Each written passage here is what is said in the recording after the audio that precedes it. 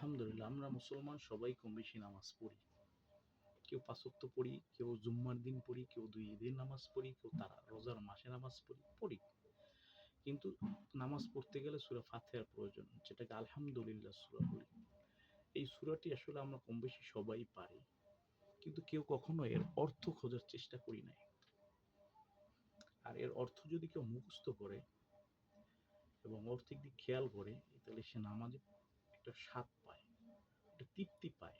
যেমন গাঁজাখোর অথবা নেশাখোর সে নেশার মধ্যে তৃপ্তি পায়, ঠিক নামাজখোর যিনি তিনিও নামাজের মধ্যে তৃপ্তি পায়। তা আসুন আমরা সূরা ফাতিহার বাংলা অর্থ শুনি এবং শিখি। মনে মনে ভাববেন যেন মহান মালিক আপনার সামনে উপস্থিত। আপনি মালিককে বলতেছেন, আয় আল্লাহ, সমস্ত প্রশংসা তোমার জন্য। তুমি দয়ালু, তুমি মেহেরবান এবং তুমি শেষ দিবসের মালিক। আমাদের কোনো সাহায্যের প্রয়োজন হলে একমাত্র তোমার কাছে সাহায্য চাই। আর আমরা একমাত্র তোমারই ইবাদত করি। তুমি আমাদেরকে সরল ও সঠিক পথ দেখাও, তাদের পথ যাদেরকে তুমি নিয়ামত দান করেছ, এবং তাদের পথ নয় যাদেরকে তুমি গজব দিয়ে ধ্বংস করেছ। আমিন সুম্মা আমিন। হে আল্লাহ, আমার প্রার্থনা তুমি কবুল করে নাও।